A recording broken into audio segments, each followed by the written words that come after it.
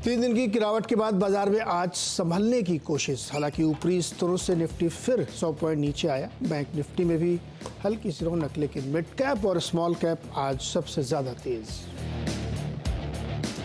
कच्चे तेल में गिरावट से ऑयल मार्केटिंग कंपनीज में अच्छी खासी तेजी। HPCL 3.5% से ज्यादा की उछाल के साथ ऊपर।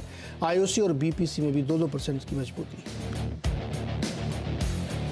बाजार को पसंद आए ICICI लोम्बार्ड के चौथी तिमाही के नतीजे। शेयर 5% से ज्यादा दौड़ा। रिजल्ट के बाद टाटा कम्युनिकेशंस 2% ऊपर। कैश शेयर्स में जस्ट डायल 11% भागा। एंजल वन में भी रौनक।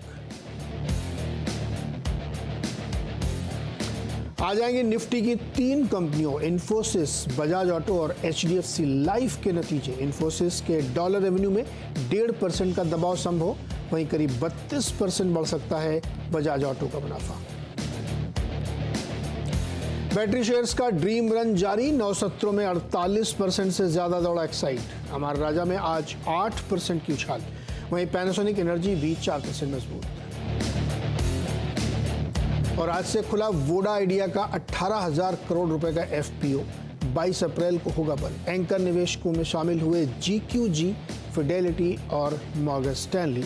बड़े एंकर निवेशकों के भरोसे से इंडस टावर 5% से ज्यादा चढ़कर वायदा का टॉप गेनर।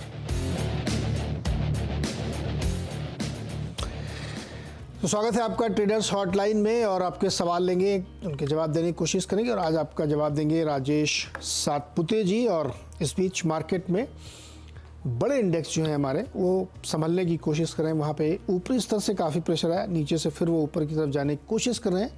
लेकिन मिड कैप इंडेक्स एक है जो कंसिस्टेंटली अपनी बढ़त बनाए हुए है। बिग पिक्चर देखेंगे तो करीब 1600 शेयर्स मजबूती के साथ काम कर रहे हैं। 600 से थोड़े से ज़्यादा शेयर्स कमज़ोर हैं। एडवांस डिक्लाइन का आंकड़ा ये अभी भी काफ़ी मजबूत कह सकते हैं आप, लेकिन कुछ कुछ पॉकेट में अच्छी खासी तेज़ी है। तेल मार्केटिंग कंपनियों या तेल के कारोबार से जुड़ी कंपनियों में अच्छी खासी तेज़ी बन रही है। यहाँ पे बिरला ग्रुप की कंपनियों में तेज़ी है, वोडा में तेज़ी है, ग्रासिम में तेज़ी है। तमाम ऐसे स्टॉक्स हैं जहाँ पे मजबूती देखने को मिल रही है। हिंडाल्को में मजबूती है। और ऑयल मार्केटिंग कंपनियों के अलावा बैटरी शेयर्स का जो भी हमने हेडलाइन में जिक्र किया, हमारा राजा में भी अच्छी खासी 6-7% की तेज़ी है। एक्साइड, पैनासोनिक, इन सब में मजबूत ट्रेड बनता हुआ दिख रहा है। राजेश जी, पहले तो बताइए इंडेक्स का क्या हालचाल है। ये पहले तो अच्छा खुला, लेकिन अभी थोड़ा सा नीचे आगे संभलने की कोशिश कर रहा है। क्या लग रहा है आपको? Good morning Neeraj ji. नीरज जी, देखिए, अगर निफ्टी की बात करें तो मुझे लगता है निफ्टी अपने सपोर्ट पे है। मैं purely intraday swing trading point of view से बात कर रहा हूँ यहाँ पे। तो अगर निफ्टी की बात करें तो मुझे लगता है 22,150 यानी स्पॉट में मुझे लगता है ये आज के लिए एक इंपॉर्टेंट सपोर्ट होगा। मोटा मोटी मुझे लगता है थोड़ा सा फ्लैटिश ही कारोबार होगा, लेकिन स्टॉक स्पेसिफिक मूव्स ज्यादा मिलेंगे। 22,150 से लेके अगर आप बात करें तो मुझे लगता है 22,300 से लेके 22,350, ये इसका एक आप कह सकते हैं कि रेंज बनेगा। लेकिन अगर आपको प्योर स्विंग ट्रेड लेना है तो 22,150 के आसपास लॉन्ग बनता है। 50 पॉइंट्स का स्टॉप लॉस होगा और 100-150 पॉइंट का मूव, ये बायस लेके थोड़ा काम होगा। उठा पटक रहेगी, लेकिन मुझे लगता है कि थोड़ा स्टॉक स्पेसिफिक रहे तो ज्यादा बेहतर होगा। ओके, अच्छा, ये बैटरी शेयर्स में जो आज की मजबूती, कौन सा पसंद है आपको इसमें से? एक्साइड, अमर राजा या पैनासोनिक? देखिए, रडार पे तो एक्साइड था। इनफैक्ट हमारे क्लाइंट के साथ भी हमने शेयर किया था, लेकिन वो था करीबन 280 के स्तर पे, और हमने एक्सपेक्ट किया था 350 तक का मूव। तो this is too much honestly speaking. इतना तो मैंने भी एक्सपेक्ट नहीं किया था, लेकिन फिर भी अगर कुछ लेना है देन डेफिनेटली एक्साइड ही लूंगा। क्योंकि इसका जो ब्रेकआउट है, अगर आर्ली चार्ट, वीकली चार्ट, कोई भी पैटर्न आप चार्ट पैटर्न देखते हो तो एक्साइड ज्यादा कन्विंसिंग लगता है। तो लेकिन 450 460 के लेवल पे ऑब्वियसली मैं नहीं लूंगा। अगर 400 के आसपास फिर से एक डिप मिले तो एक्साइड को बाय करूंगा। अदर देन एक्साइड मुझे लगता है कि यहाँ पे और एक है, क्योंकि हम ऑटो इंडस्ट्रीज की बात करें, ऑटो एंसिलरीज की, तो एक नजर सिर्फ रहेगी अपोलो टायर पे। मुझे लगता है यहाँ पे स्लोली एंड स्टेडीली ट्रैक्शन बन रहा है। 460 के स्टॉप लॉस के साथ लॉन्ग होगा और सामने 520 530 तक के लक्ष्य रहेंगे, लेकिन ये पोजिशनल कॉल रहेगा। ओके, तो ऑटो कंपनीज में, ऑटो एंसिलरी में रादर अपोलो टायर्स और एक्साइड, लेकिन डिप पे बाय करने की सलाह है। चलिए अब सवाल की तरफ बढ़ते हैं। विनोद वोहरा जी दिल्ली से हमारे साथ जुड़ रहे हैं। विनोद जी नमस्कार, सवाल पूछे सर। नमस्कार सर, नमस्कार। मेरे शेयर्स हैं सर, एडा के शेयर्स 162 रेट पर। इनका भविष्य है, क्या करूं इनको? क्या भविष्य है राजेश जी इरेडा का? देखिए इरडा का मुझे लगता है कि एट दिस लेवल थोड़ा अच्छा लग रहा है ऑनेस्टली, क्योंकि मैंने इनिशियल में हमारी बात हुई थी 130 135 पे, 180 का लक्ष्य दिया था, 180 से फिर से कूल ऑफ हो रहा है और ये अभी 160, ये इसका एक क्लस्टर है, ये क्लस्टर ऑफ सपोर्ट है। मुझे लगता है कि at this level it's a clear cut, आप कह सकते हैं कि होल्ड तो डेफिनेटली बनता है। 150 के स्टॉप लॉस के साथ आप बने रहे, पहला रेजिस्टेंस आएगा 180 का, अगर वो लेवल निकल जाए तो फिर मुझे लगता है ये 200 के पार चला जाएगा। तो काउंटर में अभी अभी तक तो मैं यही कहूंगा कि इसमें स्ट्रेंथ है स्टॉप लॉस के साथ, yes it's a hold. Okay, IREDA में होल्ड करने की राय दी जा रही है आपको। अगला सवाल है मीनू सैनी का नोएडा से। मीनू जी नमस्कार, सवाल पूछें। नमस्ते। मेरा सवाल ये है कि मैंने यूको बैंक के शेयर्स लिए हैं 9 अप्रैल को एट द रेट ऑफ 56.30 और मैंने 994 शेयर्स लिए हैं, शॉर्ट टर्म के लिए लिए थे मैंने। तो मुझे इसमें भी क्या स्ट्रेटेजी अपनानी है कि मतलब मुझे होल्ड करना है या फिर मैं इसको सेल करूं? ओके, 54.46 चल रहा है अभी और 56.30 पे आपने लिया है, तो अभी थोड़ा सा लॉस है। Rajesh ji UCO bank hold करना चाहिए क्या? देखिए नीरज जी चार्ट पे इतना कोई मोमेंटम मुझे फिलहाल तो नहीं लगता, प्रोबेबली यहाँ पे अटक जाएंगे। यही लगता है कि थोड़ा उनको वक्त देना पड़ेगा और उतना ज्यादा मुनाफा नहीं होगा मेरे हिसाब से। अगर आप निकल जाओ तो ज्यादा बेहतर है। अगर आपको देखिए इसी सेक्टर में इसी टाइप के बैंकिंग में काम करना है तो there are many frontline bank like SBI, Canara bank, bank of Baroda, यहाँ पे मूव पहले आता है, यूको फॉलो थ्रू होता है। ये टेलविंड वाला स्टॉक है, अगर ये चलेगा तो ये चलेगा। मुझे लगता है अगर आपको बैंकिंग में काम करना है तो फिर जैसे कि अगर छोटे टिकट साइज चाहिए देन पीएनबी इज देयर, तो I think this is an avoid for me. अगर आपको एग्जिट ही लेना है तो आपको 56 के आसपास एग्जिट मिल जाएगा, that is not a big deal. Stop loss होगा 53 का। ओके मीनू जी, इसमें से एग्जिट लेकर के आप किसी दूसरे बड़े बैंक में जा सकते हैं, वो सरकारी क्षेत्र में अगर जाना है और टिकट साइज छोटा ही अगर आपको अच्छा लगता है तो पीएनबी एक ऑप्शन आपके लिए हो सकता है। चलिए अगला सवाल है हमारे साथ विनोद कुमार भाटिया का, दिल्ली से जुड़ रहे हैं। विनोद जी नमस्कार। नमस्कार सर, नमस्कार जी सर। सर मेरे पे 11 शेयर हैं इंडिगो एयरलाइंस के एट द रेट ऑफ 2350। तो मेरा सवाल ये है सर, मैं अभी खैर इनको बेचना तो नहीं चाहता, क्या और ऐड कर सकता हूँ मैं इस लेवल पे? 3642 पे ऐड करना चाहते हैं? हाँ, मैं ये सलाह लेना चाहता हूँ आपसे कि पहले मैंने 2350 पे लिए हुए 11, तो हाँ, करंट लेवल ठीक पे है। भी ऐड किए जा सकते हैं? क्या करें राजेश जी, ऐड कर लें क्या? थोड़ा सा एवरेज ऊपर जाएगा लेकिन पोजीशन अच्छी बन जाएगी इनकी, क्या करना चाहिए? देखिए काउंटर एक मोमेंटम में है। हम कभी भी जब ट्रेंड की बात करते हैं तो ट्रेंड का एक बेस फॉर्मेशन होता है और बेस के बाद यहाँ पे मोमेंटम आता है। ये बेस कहाँ है? अगर आप पोजिशनली बात करें तो मुझे लगता है नीरज जी इसका बेस था करीबन 2200 से लेके 2500। ये बेस पकड़ के यहाँ पे रैली शुरू हुई है, तो ये एक लेग होता है।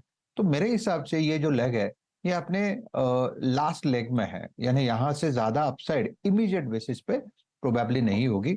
लेकिन फिर भी आपने लिया है तो आप एक काम करिए, फर्स्ट ऑफ ऑल जो एग्जिस्टिंग पोजीशन है वो स्टॉप लॉस के साथ बने रहे 3400 के सामने। मुझे लगता है 4000 के आसपास का आपको अगर भाव मिलता है तो आप उसमें से एग्जिट करें फर्स्ट, ये मेरा, क्योंकि आपने एक ट्रेड लिया है जिसमें आपको मुनाफा है।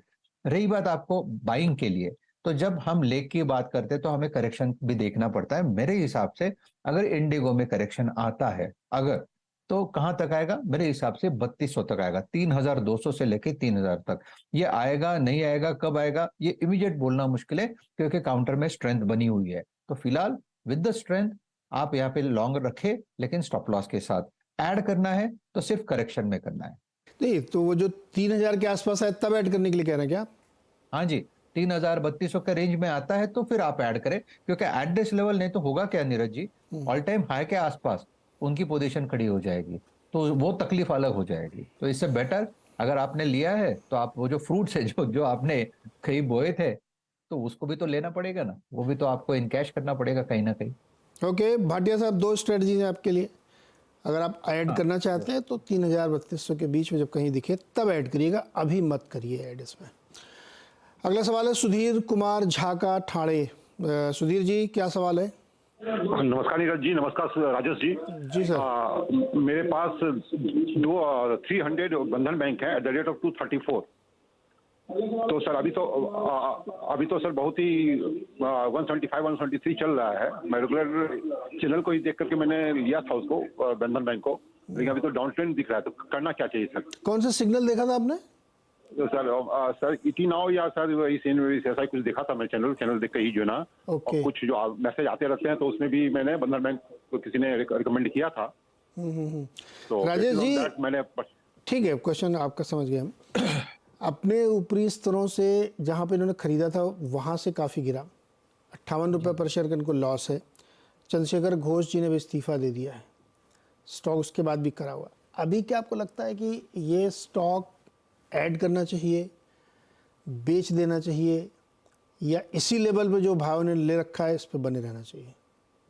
देखिए, क्योंकि उन्होंने बहुत ही ऊपरी लेवल पे बाय किया है, और अभी अगर आप बंधन बैंक का चार्ट देखें तो बंधन बैंक कहीं ना कहीं अपने सपोर्ट के इर्द गिर्द है। ये सपोर्ट है 160 का, तो 160 175 ये जोन है जहां पे प्रोबेबली बंधन बैंक खुद को एस्टेब्लिश करने की कोशिश करेगा, सेटल होने की कोशिश करेगा। That is what the chart is suggesting. तो अगर इस लेवल पे ऐड करना है तो लेवल तो ठीक है, लेकिन स्टॉप लॉस होगा 150 का, एक स्ट्रिक्ट स्टॉप लॉस होगा 150 का। 160 के ऊपर आपको बाय करना है। सामने जो स्विंग ट्रेड हम देख रहे हैं, मेरे हिसाब से अगर इस लेवल के आसपास सेटल होता है और अगर बाजार भी सामने सामने सेटल होता है तो फिर मुझे लगता है कि ये 210 220 तक जाएगा। तो ये इसका फर्स्ट टारगेट होगा। मान लीजिए अगर एक वर्स्ट केस सिनेरियो सोच के चलें कि ये गिरा नीचे 160 आ गया, तो और खूब सारी क्वांटिटी खरीदनी चाहिए क्या? देखिए, एवरेजिंग करना है तो ऑब्वियसली क्वांटिटी टू क्वांटिटी होता है। यानी अगर मैंने 50 शेयर लिए तो 50 शेयर और ले लेंगे। इन दैट केस उनका एवरेज जो है, जैसे कि अगर हम 300 रुपए का उनका बाइंग है और ये 150 में मिल जाता है, 160 150 पकड़िए, तो ऑब्वियसली आपका एवरेज जो कॉस्ट जो है वो अच्छे से बन जाएगा। यानी 30 या 150 यानी कम से कम आप पकड़ के चले 75 पॉइंट का यहाँ पे गेन, यानी 220 225 के आसपास उनको एग्जिट मिल जाएगा। तो कहीं ना कहीं लगता है कि एक स्ट्रेटेजी रखेंगे, वो स्ट्रेटेजी थोड़ी एग्जिट के लिए प्रिफरेबली ज्यादा बेटर होगी। अदरवाइज देखिए, वैसे अगर देखें तो इसका स्ट्रक्चर बंधन bank obviously market all time पे है और बंधन बैंक लोएस्ट लेवल पे खड़ा है, तो दैट सिंपली शोज कि यहाँ पे स्ट्रक्चर में कोई ना कोई तो दिक्कत है, कहीं ना कहीं तो दिक्कत है। लेकिन क्योंकि हम लोग सपोर्ट के आसपास है, इसलिए हम एक्सपेक्ट कर रहे हैं कि यहाँ से एक रिलीफ रैली मिलनी चाहिए। अगर उस रिलीफ रैली को प्ले करना है तो आपकी एक स्ट्रेटेजी होनी चाहिए। ओके, तो ये रहा है भाई बंधन बैंक के ऊपर। अगला सवाल है चेन्नई से सूर्य नारायण जी का। बताइए सूर्य नारायण जी। हाँ नमस्कार जी। नमस्कार सर। मैंने पहले भी आपके चैनल में मैंने पूछा था, ये जोमेटो पे था, 3800 शेयर है, 53 रुपए 15 रुपए से पे है। पहले आपने बताया था जी ब्लिंकिट का भी कुछ परफॉर्मेंस आएगा, और कई मैंने अभी चैनल में देखे थे आपके इसमें कि 250 रुपए तक के कुछ टारगेट दिए, एक्सक्यूज मी, कुछ 250 रुपए तक के टारगेट दिखा रहे थे, लेकिन ऑफ लेट 2-3 दिन में ये काफी कुछ लुढ़क गया है। मतलब 200 तक गया था, फिर 184 आ गया, तो अब क्या करें? ये मैंने आपसे प्रश्न पूछना था सर जी। इसमें कई सारी ब्रोकरेज रिपोर्ट्स आई थी, अभी लास्ट वीक ही थी, एक 240 तक के टारगेट उसमें जोमेटो के दिए गए हैं, और ये स्टॉक अभी हाल फिलहाल में 200 तक गया भी था। ये भी बात बिल्कुल सच है आपकी। तो ब्लिंकिट इनका जो एक क्विक डिलीवरी सर्विस वाला काम है ना, उस पर इस क्वार्टर के रिजल्ट में लोग देखना चाहते हैं कि कहाँ तक बात पहुँची प्रॉफिट को लेकर के, उसके कामकाज को लेकर के। तो उसके आधार पर यह है कि अब इनका वही एक प्रॉब्लम एरिया है जिसको इनको एड्रेस करना है खास तौर पर। बाकी मेन जोमेटो में तो अब ये प्रॉफिट बना भी रहे हैं और कोशिश लगातार कर रहे हैं। लेकिन अब क्वेश्चन आपका सही है कि 200 तक जाके अभी आ गया 184 पर, और बाइंग बहुत अच्छे लेवल की है राजेश जी, 53 रुपये में खरीदा है। आई थिंक नीरज जी उन्हें होल्ड करना चाहिए। मैं जोमेटो का चार्ट देख रहा हूँ, ये वीकली चार्ट और मंथली चार्ट देख रहा हूँ, तो मंथली चार्ट पे एक बड़ा ब्रेकआउट हुआ है, वो है 167 का लेवल, 168 का टू बी वेरी प्रिसाइज। और 168 का जो ब्रेकआउट है ये अभी इसका फ्लोर बनेगा। तो मुझे लगता है 165 168 ये फ्लोर बना के इवेंचुअली ये 200 के पार चला जाएगा, प्रोबेबली 220 225 इसका पहला टारगेट होगा। तो यस, मेरे हिसाब से उन्हें बने रहना चाहिए। लेकिन जैसे कि हमने सपोर्ट की बात की 165 टू 168, तो इसका जो स्टॉप लॉस प्लेस होगा, देखिए पोजिशनल बात करेंगे तो स्टॉप लॉस थोड़ा डीप ही रखेंगे, हिट एंड रन केस नहीं होना चाहिए। तो 155 का स्टॉप लॉस रखे और बने रहे मुझे लगता है इवेंचुअली ये 200 के पार चला जाएगा। काउंटर में स्ट्रेंथ स्लोली एंड स्टेडीली आ रही है। काउंटर में स्ट्रेंथ स्लोली एंड स्टीडीली आ रही है। सूर्यनारायण जी, ये इसने अपना बहुत बुरा दौर देख लिया है, अब ये अच्छे दौर में है। तो चूंकि ऑफ कोर्स जैसे मान लिया आपके जैसा ही कोई होगा 50 रुपये, 60 रुपये, 70 रुपये में लिया और 200 तक गया, तो मन में कोई ना कोई तो होगा जो प्रॉफिट ज़रूर ले रहा होगा। तो अब इसमें ये है कि अगर आप लंबे समय तक होल्ड करना चाहते हैं तो आपको होल्ड करना चाहिए, या आपको लगता है कि नहीं काफ़ी चल चुका है, पैसे की ज़रूरत है, तो आप प्रॉफिट बुक कर सकते हो कि ह्यूज प्रॉफिट आपको इसमें है। लेकिन हमें मेरी सलाह ये है कि भी रिजल्ट एक बार थोड़ा देखना चाहिए इनका, का मैनेजमेंट काफ़ी सेंसिटिव है इस बार, तो होल्ड करिए फिलहाल। राजेश जी भी कह रहे हैं चार्ट पे, और रिजल्ट के बाद एक बार हम लोग फिर बात करेंगे और हमारी लोगों की नज़र रहेगी जोमेटो की स्थिति क्या बनती हुई दिख रही है। वोडा आइडिया में क्या करेंगे राजेश जी आप? सबसे जरूरी सवाल है आज के दिन का ये। देखिए, टेक्निकली अगर आप देखें तो मुझे लगता है ये 12 और 13 ये इसकी एक सपोर्ट रेंज बन रही है। अगर आप इसके 200 डीएमए की बात करें, वो एक स्पेसिफिक लेवल 12 रुपए 40 पैसे, तो यही हो गया 12 से 13, मोटा मोटी हम यही पकड़ के चलेंगे। तो यहाँ पे क्लस्टर ऑफ सपोर्ट आ रहा है, और जैसे कि हम न्यूज देख रहे हैं, लेकिन एट द सेम टाइम एक चीज मैं जो नोटिस कर रहा हूँ कि न्यूज तो आ रही है, लेकिन न्यूज के सामने बाइंग नहीं हो रही है। चार्ट पे कहीं वॉल्यूम्स नहीं आ रहे हैं, चार्ट पे कहीं वो हलचल जो दिखनी चाहिए थी वो नहीं दिख रही है। तो वो जो कंफर्ट है नीरज जी, वो नहीं आ रहा है। तो प्रोबेबली मैं यही कहूंगा, पोजीशन अगर आपको लेनी है तो 12 के नीचे एक स्ट्रिक्ट स्टॉप लॉस रखे, प्रोबेबली 11 रुपए 70 पैसे, और 14 का 14 रुपए का एक ब्रेकआउट है, इसे आप नोट करें। अगर 14 के पार चला जाता है तो फिर मुझे लगता है ये 17 से 18 तक जा सकता है। तो फिलहाल तो मैं ये कहूंगा कंसोलिडेशन में है, न्यूज को डाइजेस्ट कर रहा है, और अगर डाइजेस्ट होने के बाद कुछ अच्छा मुंह दे तब जाके इसमें पैसा बनेगा। But for me this is a consolidation. भाई अभी तो लोगों को जब 11 रुपये में माल मिल सकता है तो 13-30 में क्यों लेंगे? अभी तो 11 रुपये के लिए अप्लाई करेंगे ना, तो ये भी तो है, लेकिन देखना पड़ेगा। ये बहुत इंटरेस्टिंग स्टॉक है, इसमें राय बनाना थोड़ा डिफिकल्ट हो रहा है इस समय। खैर, अगला सवाल है सुनील कुमार बत्रा का, दिल्ली से। सुनील जी नमस्कार, सवाल पूछिए सर। नमस्कार जी। सर जी, मेरे पास 2 शेयर हैं, एक डायनामेटिक टेक्नोलॉजी एंड GE&TD। डायनामेटिक टेक्नोलॉजी मैंने 100 शेयर लिए थे 789 पे। मैं 55 शेयर अपने बेच के अपना पैसा प्रॉफिट निकाल गया, सारा फ्री का है मेरा अभी ये सारा फ्री का है? हाँ जी पूरा। तो तकलीफ क्या है सर, इतना भारी मुनाफा है आपको? और दूसरा शेयर है मेरा GE&TD। GE&TD, ओके, एक एक करके लेते हैं। राजेश जी, डायनामेटिक टेक्नोलॉजीज तो बिल्कुल मुफ्त का शेयर इनके पास पड़ा हुआ है। हाँ जी। तो ये जो हमारे डायरेक्टर साहब दिखा रहे हैं, प्रॉफिट क्या है इनको? 100% प्रॉफिट है, अभी फ्री का है सब। 8300 पे चल रहा है डायनामेटिक टेक्नोलॉजीज। क्या करना चाहिए? रखे रहे, फ्री का ही तो है। देखिए, थोड़ा सा चार्ट साइड पे रखते हैं और एक लॉजिकल सोचते हैं कि चार्ट तो देखिए, चार्ट तो उसने कब का बीट कर दिया, चार्ट के सब टारगेट्स आ गए सब, लेकिन चार्ट तो अच्छा है, ऑब्वियसली ऑल टाइम हाई पे खड़ा है। तो मेरे पास अगर होता तो ऑब्वियसली मैं इसमें बना रहता। प्रोबेबली मैं थोड़ा और आप कह सकते हैं कि अगर मेरे पास 100 में से अगर मुझे थोड़ा इनकैश करना है तो 50% में थोड़ा इनकैश करता, थोड़ा मैं रख देता। क्योंकि देखिए 8-8.5 हजार का भाव मिल रहा है, जिसका मैंने इन्वेस्टमेंट किया था कुछ 800 रुपए में। तो अगर इतना मल्टीफोल्ड में मेरा रिटर्न आ रहा है तो मैं एटलीस्ट 50% तो बुक करता और वो 50% कहीं और लगा देता था। तो ये मैं एक स्ट्रेटेजी रखता था। तो फिलहाल तो मैं ये कहूंगा, देखिए काउंटर तो अच्छा है, लेकिन पार्शियल प्रॉफिट टेकिंग करने में कोई हर्ज नहीं है। ओके, GE&TD में क्या करना है? सुनील जी एक मिनट, सुनील जी कितने में लिया GE&TD? हाँ, 135 रुपए में जी। ये भी 900 रुपए का भाव चल रहा है करीबन अभी। मैं इसमें बेचा क्या? कुछ नहीं बेचा? ना, इसमें कुछ नहीं बेचा अभी तक, कुछ नहीं। इसमें कुछ नहीं बेचा है, इसमें भी तगड़ा मुनाफा है। राजेश जी? जी देखिए, इसका स्ट्रक्चर ना नीरज जी थोड़ा अलग है। ये कंसोलिडेट कर रहा है 850 लोअर साइड पे और 1000 ऑन हायर साइड। अगर आप काउंटर देखें तो काउंटर में कहीं पे भी वीकनेस नहीं है, लेकिन ओवरबॉट है, इतना तो मैं डेफिनेटली कह सकता हूं। तो अगर मुनाफा बांधना है तो प्रोबेबली एट दिस लेवल 50% आप बुक कर लीजिए, 50 को आप रखो।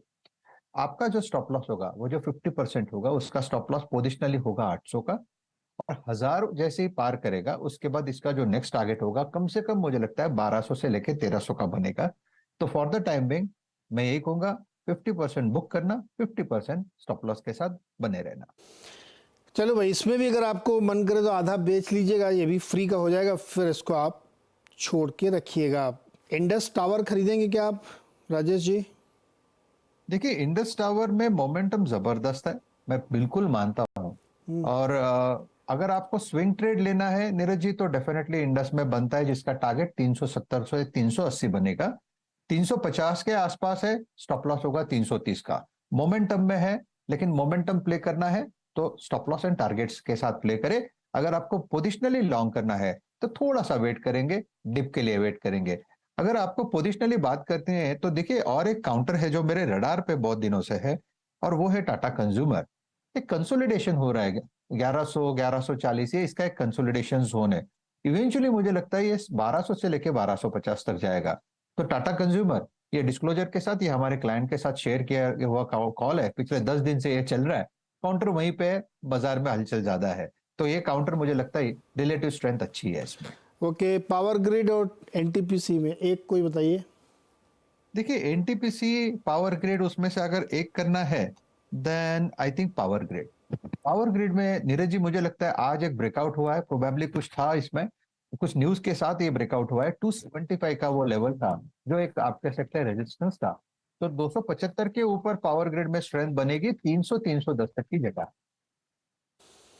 ओके, पावर ग्रिड बेटर लग रहा है एनटीपीसी, और इसमें से ये आपको देखना चाहिए। और मार्केट इस समय कोशिश में लगा हुआ है संभलने की, लेकिन अभी तक नहीं। मिड कैप लेकिन और तेज़ी बढ़ती जा रही है, 325 पॉइंट की मजबूती है। एडवांस डिक्लाइन बहुत बढ़िया हो गया है, 3:1, तो ये स्ट्रेंथ यहाँ पे देखने को मिल रहा है। जी बहुत बहुत शुक्रिया जुड़ने के लिए। छोटा सा एक ब्रेक, और ब्रेक के बाद खिलाड़ी नंबर 1।